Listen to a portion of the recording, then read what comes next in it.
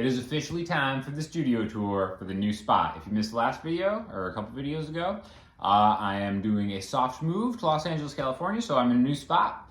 And the best thing about it is these amazing ceilings. So first of all, what I do not have yet is soundproofing. That's coming, so don't flame me on the soundproofing thing. It's a very important part, but we're gonna get there. But I do want to talk about just kind of like everything that I have, and I'm running audio, video, everything to just kind of take this really pretty small room and turn it into a fully functional professional audio and video setup. So I want to say that I could not have done this without the help of Sweetwater and Gator specifically, because they've provided cases and stands and like a bunch of stuff, which you're going to see. So all this stuff will be linked with an affiliate link in the description to Sweetwater. Thank you so much. You guys have helped me immensely.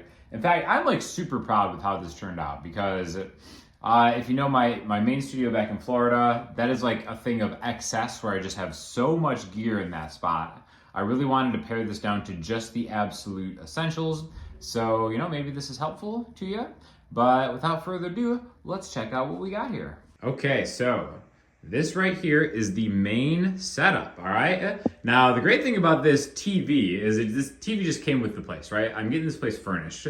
So it was there. I did not intend for this to actually be an extension of the laptop, but it just worked out that way, and the desk actually made it perfect, okay? So the first thing I want to talk about is just this Gator studio production desk is like super cool, right? It has like the keyboard thing that comes in and out. I assembled it. Definitely takes a couple hours to assemble, but it's really great for cable management, and there's like a lot of cool things you could do. In fact, I meant for the speakers to go on top, but then this just fits so perfectly in this room that I don't know. I just think I think it just works super, super well. But anyways, you can kind of customize what goes in here. But anyway, so the desk is amazing. But more specifically, this is the M1 MacBook that came out last year. And this is the hub that basically everything goes through, right? So it's powerful enough to do audio stuff and video stuff. Video editing, I've just gotten so quick using the shortcuts on the MacBook. Audio is still gonna be some stuff I have to kind of get used to, right? I actually might pick up one of those Mac Minis because I heard those are like amazing. But yeah, that's the MacBook, really super cool. So the next question that I have is, which interface did I want to use, right? So I've got two of them right now that I'm kind of shooting out between, and they have pros and cons each of them. So the interfaces are right here. The one that I currently have hooked up is the Universal Audio Volt, right? And I'm debating if I want to use this as the main interface or the Arturia MiniFuse 4. Basically, the plus on this one, and these are both bus power, like I don't have to plug anything in. The laptop is actually powering this, right, with the USB-C cable. The cool thing about this is it has an analog compressor built into the first two channels. There's also two other channels that you can get on the back. And there's like a vintage mode that you can toggle on and off right here for both, like either the compression and the vintage mode, stuff like that, right? I've just got the XLR ins, headphone out, going into the Sennheiser HD, what are these, the 800s? HD 600s, that's what they are, all right? These are open back headphones, really cool. Yeah, but anyways, so interface is really great. The downside of this interface is it only has one headphone out. So if I'm recording with other people, I might want to use the Arturia one, which has two headphone outs, but again, there's no analog compressor. So I'm going back and forth. They both sound really good, but those are going to be the ones determining what I end up using, right? As you'll see in the middle here, we have the setup of Elixir strings, only the finest going on in this studio right here. I have my iPad here going on as this kind of like a sidecar that you could use with the MacBook. So that's kind of cool. So just that enables like different options that you can have with like Logic and stuff like that too. This right here is the Arturia Minifreak, brand new synth, really cool. Oh my gosh. Come on. Again, so you can actually use that as like a MIDI controller too, but I just have this going out with the 1/4 inch output right there, and that goes into the back of the Volt right now. Again, that would be probably the same as if I had it hooked up to the MiniFuse. But again, really cool synth. There's gonna be a lot more coming with that soon. These speakers, these are the Kelly IN5s. I'm probably gonna do a little video on these coming up soon, talking about home recording, because these are really cool 3-way powered speakers with a lot of different options. So more on the Kellys coming soon. Premium acoustic floaters right here to kind of get the isolation from the stands. Shout out to my boy Brian Lee White for letting me borrow these. Another Gator product right here is the stand for the uke, okay? Now, again, these are like the guitar stands to have for sure. Not necessarily made for a uke, but they have the padded stuff down here, so it'll fit any kind of guitar. Normally what I have here is my St. Vincent, but I wanted this to look a little bit better because anything with like an offset body, like the Musicman St Vincent, fits really well in a stand like this. Shout out to Gator, stand's really cool. So yeah, that is basically just the audio setup. Again, this is another one of the IN5s, left and right. Kind of have those good listening level here. These are the mics that I have set up. So these are the Earthworks SR25s. I have a stereo pair with this really cool connector that I also have on a Frameworks Gator boom mic stand, right? These are super essential, super high quality. I've used them for a long time. I have the same one on the vocal mic, which is an Earthworks SR314, I believe is the name of this one. So all the vocals I've been doing is just with this one, and then the acoustic guitar stuff I can do with these, get left and right, and I just think it ends up with like a really cool sound. So anyways, off to yet another Gator product that they hooked up. This is the stand that folds down into like a little briefcase type thing. So that's kind of amazing. Another reason I wanted this stand specifically is because I only have 3 guitars here, which like I said, usually the St. Vincent is on there and the ukulele is just kind of like chilling somewhere else. But as you know, if you've ever had a stand that has empty spots, that is just an excuse to get more guitars. So that is something that I'm looking into right now. And trust me, there's stuff on the way already, so we are good to go there. So again, these are the 3 main ones right here. This is that new D'Angelico Mini DC Tour that I just did a couple videos with. Amazing guitar.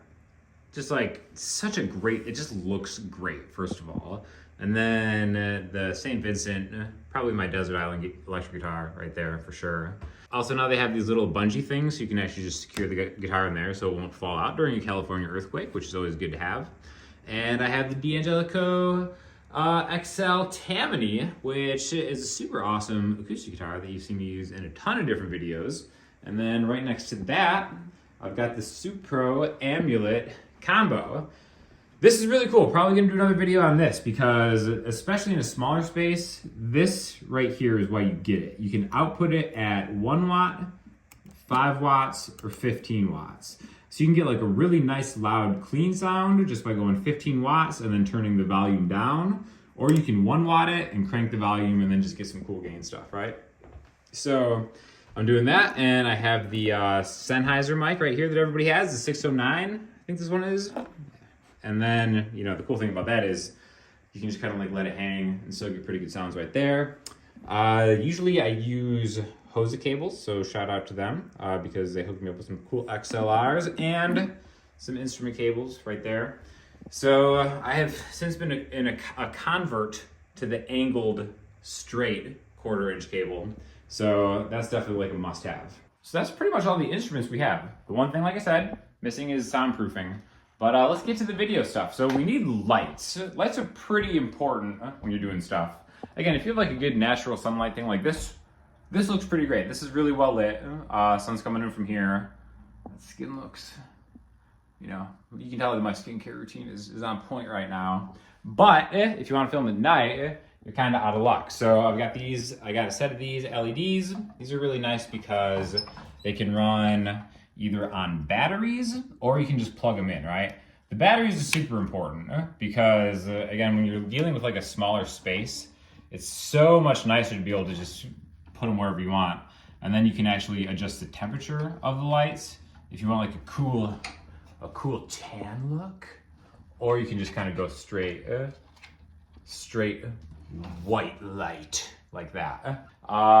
Camera wise, that's where like the real money is. So this is basically what I shoot on. I shoot on Sony, and most of my videos are like 2 angles. So here's the main one. This is a Sony A7C with the G Master wide angle lens, right? This is, the lens I think is actually probably worth more than the camera at this point. But it's a really great lens, 16-35, f2.8, so you can really like blur backgrounds out. If you've ever used Sony stuff, the G Master lenses are just phenomenally good, right? So this is always gonna be the main camera for now. And then I have the Sennheiser thing mounted. I definitely need to turn that off because it's gonna suck the battery all the time. But this is just a really cool microphone that records right to the SD card. So that's nice. The great thing about this one specifically too is it's got like a really easy camera that you can kind of do. So you can kind of see yourself when you're filming what's up, right? And then the second angle that I use is the Sony ZV-1. And again, it has another Sennheiser mic on top of it. And the cool thing about this one is it automatically turns on and off when you turn the camera on and off. So generally, if I have a guitar right here, this camera will be the close-up of the guitar, and then this one will be the wide shot of just me kind of just doing whatever, just like that, right? So again, these are just the camera things. Definitely, you want to get good tripods too. Just like with the Gator stuff, like you'll pay the price if you don't have good stands. So 100% you need those. You also wouldn't be a proper YouTuber if you didn't have some kind of like colored lights. So again, at the main place in Florida, I have the Philips Hue setup that you can control with your phone in an app. But here I just have two of these little aperture lights. And these are really cool because you can like turn these to any color that you want. And they just have like a little color wheel that you can kind of like mess with like the temperature. And then usually like having these in the background just kind of adds that pop. So you know you're watching a quality YouTube video somewhere, right? And again, these are like pretty relatively inexpensive. And they're just kind of easy to put wherever and just put on different things. So yeah, I think that covers it. Software-wise, like I said, I just edit in Logic and Final Cut. So it's all in the Apple ecosystem. Love it or hate it, that's how it is. And again, we'll probably do another video soon when I actually soundproof this place, assuming that happens soon. But yeah, that's the studio tour. So thanks for checking it out. Thanks to Sweetwater and Gator for hooking up all the swag. And there'll be affiliate links in the description if anybody's interested in that stuff. Always appreciate all the support. If you have any comments or questions, hit me up in the comment section, Instagram, or the website. I'll talk to you all soon. Thanks a lot.